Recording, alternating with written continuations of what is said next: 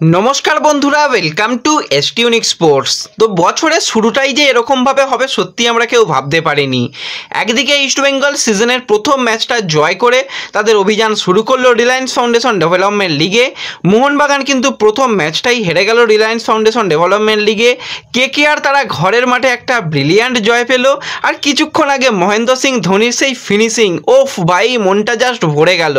तार थेकेও नजर छिलो जेई मैचेर दिके अनेकेर जे आजके गोवा এবং চেন্নাই তারা কি রকম ম্যাচটা খেলে। তো সেই ম্যাচটা যারা দেখেছো রীতিমতন কষ্ট পাবে। যদি ইস্ট বেঙ্গল পাঞ্জাবকে সেদিন হারাতে পারতো আজকে কিন্তু ইস্ট বেঙ্গল কোয়ালিফাই করতো। এছাড়াও কিন্তু আমরা বেশ কিছু ফুটবল আপডেট নিয়ে আলোচনা করব এই ভিডিওতে। তাই ভিডিওটা শুরু থেকে শেষ পর্যন্ত দেখার অনুরোধ করলাম।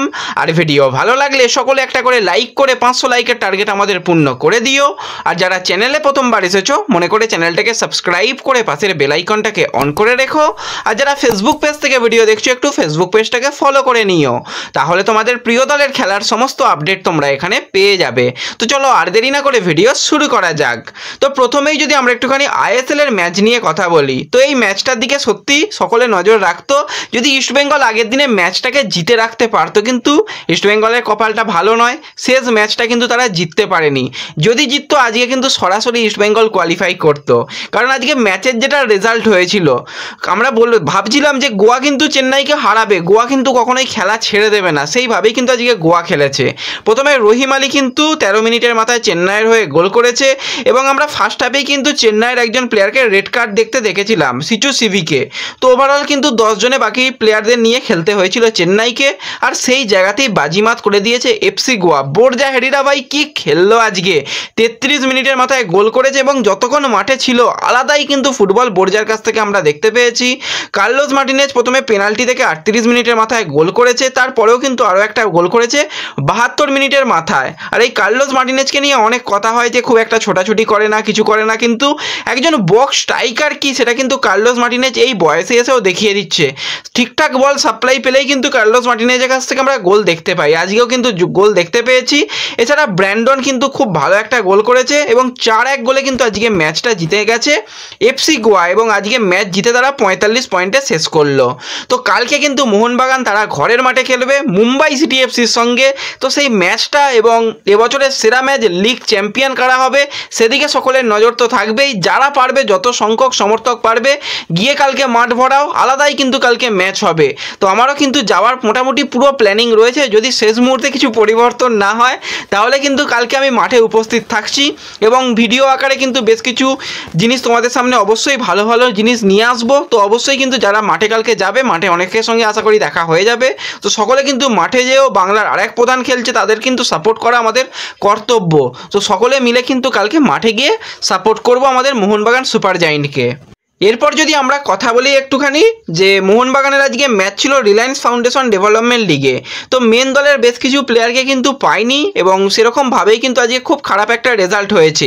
ফার্স্ট হাফেই কিন্তু মোহনবাগান প্রথমে 40 মিনিটের মাথায় গোল খেয়ে গিয়েছিল এবং তারপর একদম অ্যাডেড টাইমের ফার্স্ট হাফের শেষের দিকে এসে তখন আবার গোল খেয়ে যায় 2-0 গোলে কিন্তু পাঞ্জাবের কাছে হেরে রিলায়েন্স ফাউন্ডেশন ডেভেলপমেন্ট লিগের অভিযান শুরু করলো। তো বাকি ম্যাচগুলো মাস্ট উইন ম্যাচ হয়ে গেল মোহনবাগানের জন্য। ইস্টবেঙ্গল আজকে ভালো রেজাল্ট করেছে, 1-0 গোলে জিতেছে।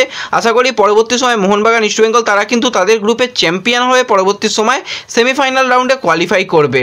আবারও কিন্তু আমরা ডার্বি ম্যাচ দেখবো এরকম আশা করি এবং রিলায়েন্স ফাউন্ডেশন ডেভেলপমেন্ট লিগে কিন্তু দুই প্রধানের ভালো ফুটবল কিন্তু আমরা দেখতে চাই। তো এরপর যদি আমরা সরাসরি একটুখানি কথা বলি চেন্নাইয়ের এফসিকে নিয়ে, তো চেন্নাইয়ের এফসি কিন্তু তারা ভালোই মোটামুটি ফুটবল খেলেছে এবং তারা কোয়ালিফাই করে গেছে, কিন্তু চেন্নাই দলে বেশ কিছু পরিবর্তন ঘটতে চলেছে এবং ইন্ডিয়ান প্লেয়ার তারা মোটামুটি 5 জনকে মোটামুটি চূড়ান্ত করে ফেলেছে। এখন পর্যন্ত যেহেতু তাদের সিজন এন্ড হয়নি সেই নামগুলো অফিসিয়ালিভাবে বেরিয়ে আসছে না, তো খুব তাড়াতাড়ি বেরিয়ে আসবে। তো এরপর যদি আমরা জামশেদপুরকে নিয়ে কথা বলি তো জামশেদপুর কিন্তু বিদেশি প্লেয়ারদের অনেক পরিবর্তন করছে। তো সেইভাবেই কিন্তু 33 বছর বয়সী Nigerian centre forward player Daniel Chima Chukwu তার সঙ্গে কন্ট্রাক্ট শেষ হয়ে যাচ্ছে জামশেদপুরের। আর নতুন করে কিন্তু জামশেদপুর এই প্লেয়ারের সঙ্গে কন্ট্রাক্ট এক্সটেনশন করতে চাইছে না, তারা একটা নতুন প্ল্যানিংয়ে নেক্সট ইয়ার যেতে চলেছে, শোনা যাচ্ছে আরও শক্তিশালী হয়ে তারা ফিরতে চায়, সেই রকম পরিকল্পনায় তারা এগোতে চাইছে। এবছর যদি আমরা চিমাচুকুর পারফরমেন্স নিয়ে কথা বলি 22টা ম্যাচে 9টা গোল 1টা অ্যাসিস্ট, অনেকটাই সময় তাকে ইনজুরির জন্য প্রবলেম হয়েছিল। তো যাই হোক চিমাচুকুকে নিয়ে যদি পরবর্তী সময় অন্য কোনো আইএসএল এর ক্লাব ইন্টারেস্টেড থাকে বা কথাবার্তা বলে জানতে পারলে তোমাদের অবশ্যই শেয়ার করে নেব। তো এরপর যদি আমরা ইস্টবেঙ্গলকে নিয়ে কথা বলি, তো ইস্টবেঙ্গলের 26 বছর বয়সী জর্ডানের সেন্টার ব্যাকের প্লেয়ার হিজাজি মাহের, যার সাথে কিন্তু কন্ট্রাক্ট শেষ হয়ে যাচ্ছে ইস্টবেঙ্গলের।